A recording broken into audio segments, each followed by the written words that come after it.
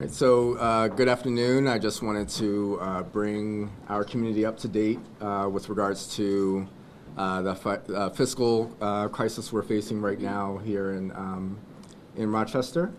Just want to share some communication I sent out to my staff earlier today.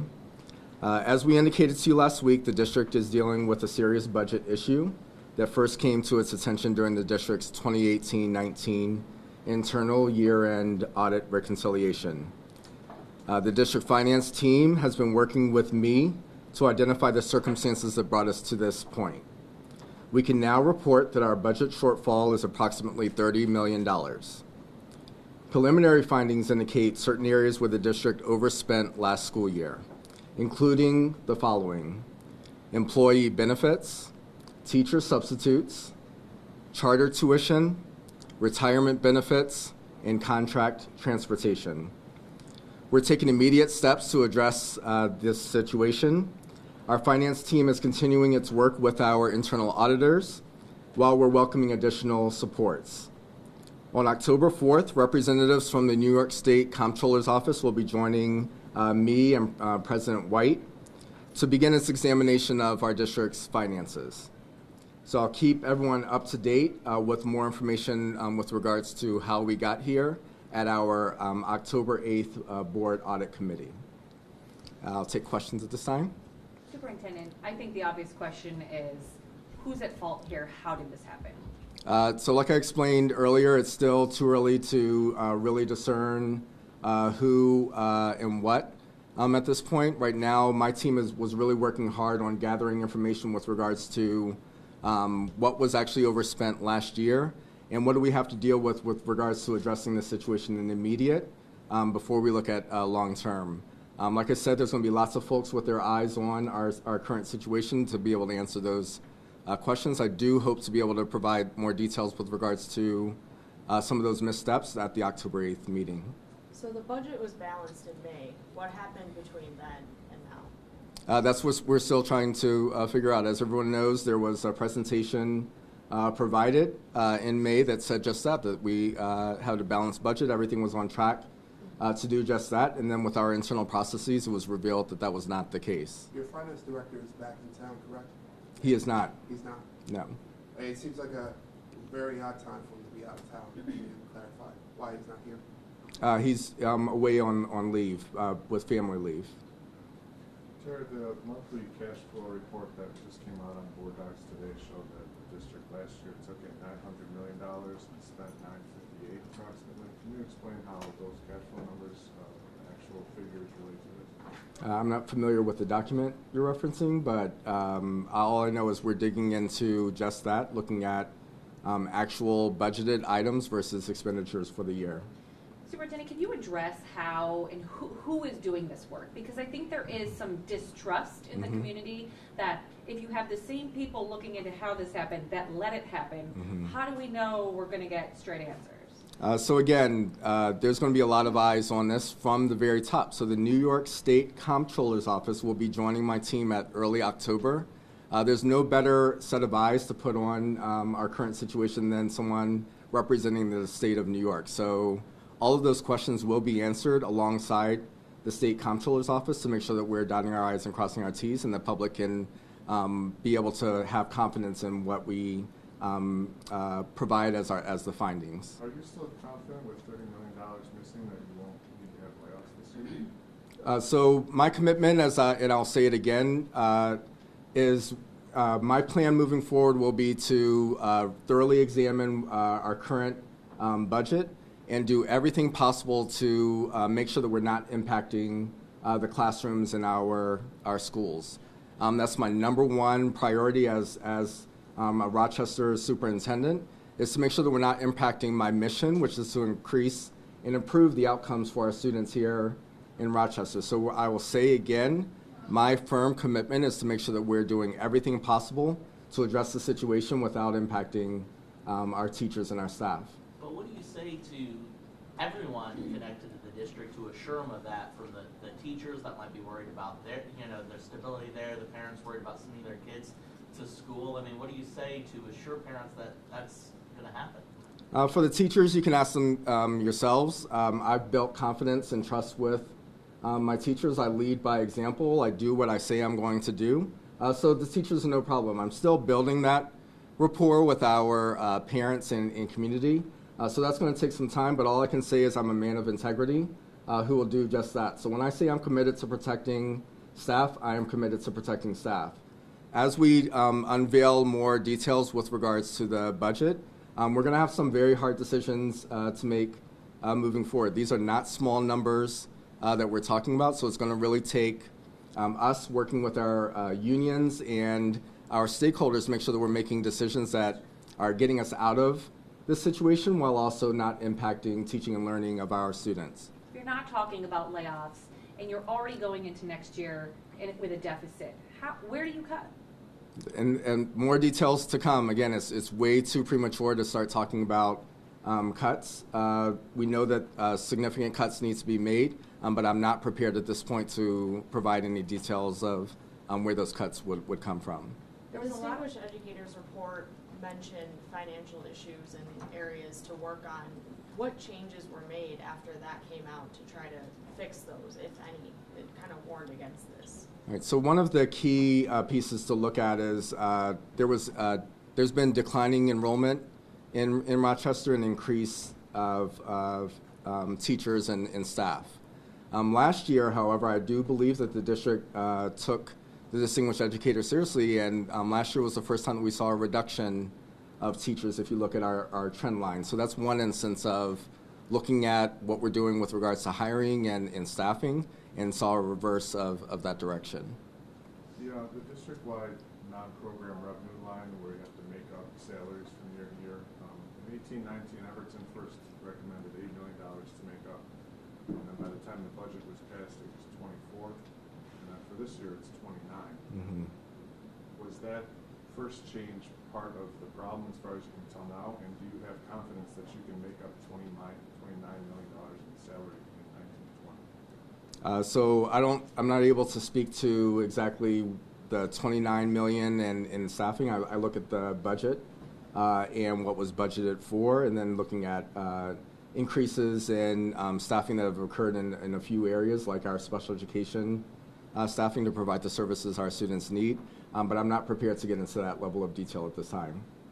The email that you sent to staff doesn't outline special education as an issue that where the overruns were seen, but are some of those employee numbers indicative of that? Because it doesn't say it specifically, but Right. I know that's something we've heard over the last couple of weeks. Right. So there's two areas that we really need to think about. One is overspending, so where we actually budgeted and then actually overspent last year. There's another piece where funding increased over the course of last year. So we started the year with a particular budget for the year, and then the budget gets amended over the course of the year, adding staffing and the like. So while special education, we're not seeing an overspend as it relates to actual what was budgeted versus spent. Special education services has increased significantly over the past 5 years. There's been a 44% increase in teachers for special education services and the like.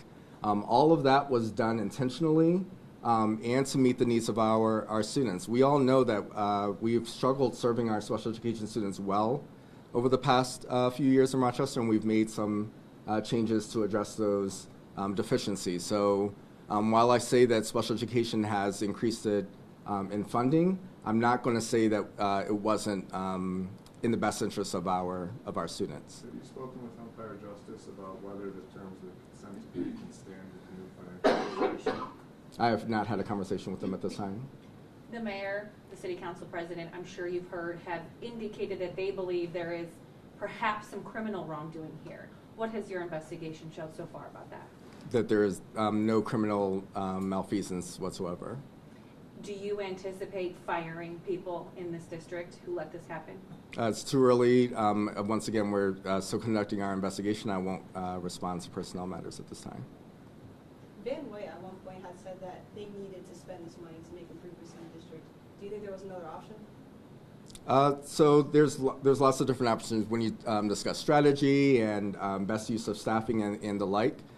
So I've committed to not trying to go back in time and speak about things where I wasn't here for to take part in those conversations. So I really can't say what the best option was in Rochester. All I can say is when we talk about improving outcomes for students in the district, and we're facing very tough budget times, these are things that are going to keep me up at night, thinking of significant cuts while we still provide the services that our students need and our families and students deserve.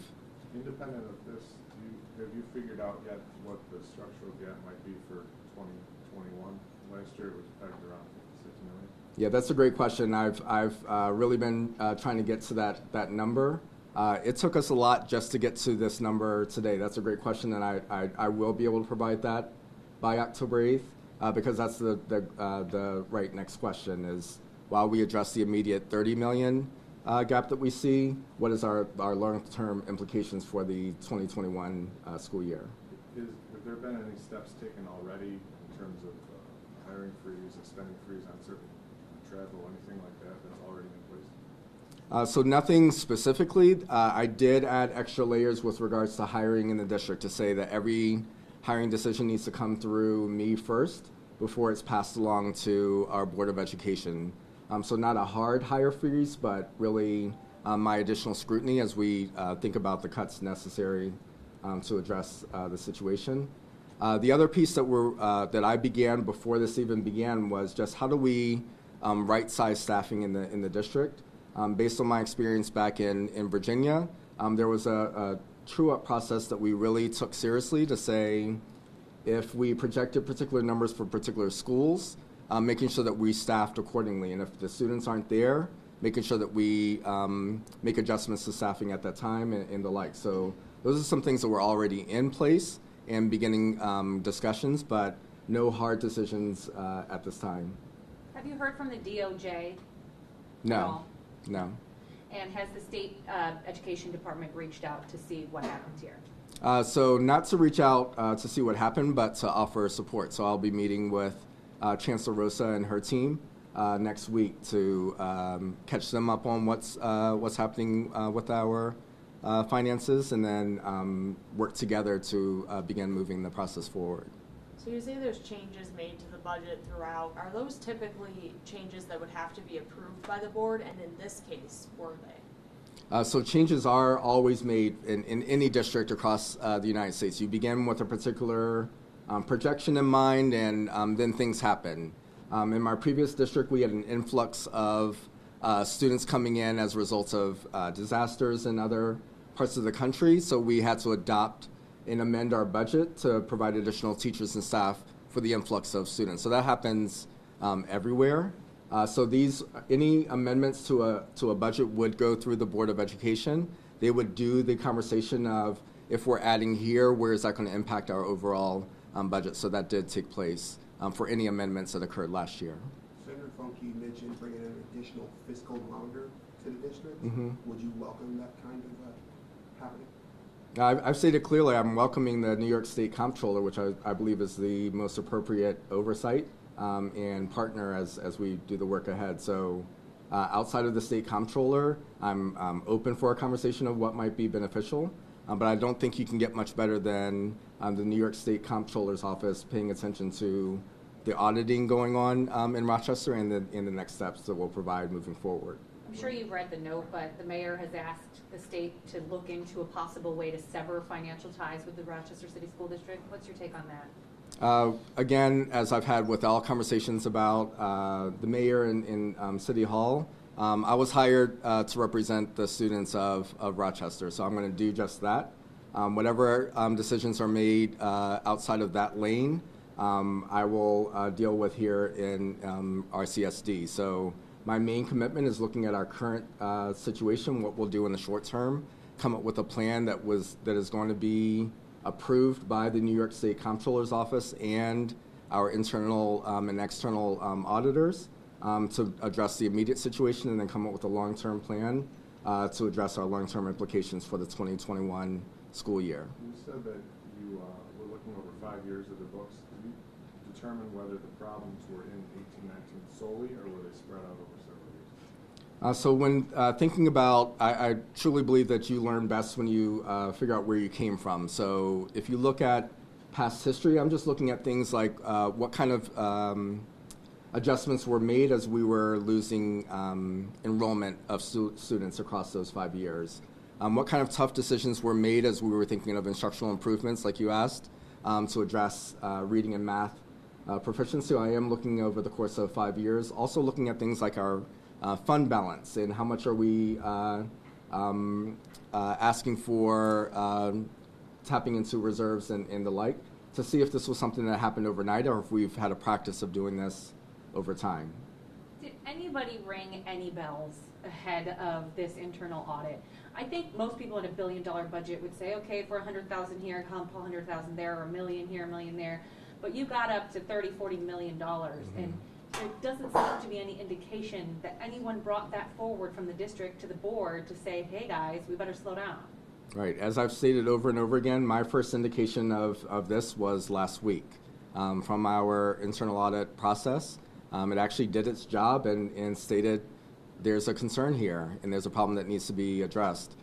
So I had great conversations with Interim Superintendent Dan Lowengard, and there were no indications from him as well. He felt that we had a balanced budget. He was confident in that, and that he was confident in passing that along to me. So the first I heard of anything was last week. Any other questions at this time? Superintendent, how confident are you that it's not going to be worse than the 30 million? Again, so there's a bit of pressure in getting numbers out to the public as quick as possible. This is extremely complex. So I'm saying today that I am absolutely confident as I can be, with an auditor and our own team digging into our existing state, that the 30 million is where we stand right now. Please know and understand that there is an auditing process that's going to be on October 4th that will unveil additional information. So yes, to this point today, the 30 million is where I'm working with my team to start addressing that deficiency right now. And the August 4th auditing process, that's from the comptroller's office? That's correct. Yeah, so can you just lay out then maybe in the coming months what the timeline's going to be? So beginning with the October 8th audit committee, I hope to provide the board and the public at large with anything that I learn between now and October 8th. There are conversations that, like I said, that will occur with Chancellor Rosa and her team next week. The State Comptroller's Office will be here beginning October 4th. And then it all rolls from there. None of them are going to be able to give us any sense of timeline from there because it's an auditing process, and they're going to dig as deep as they need to get the job done. All set, guys? Thank you.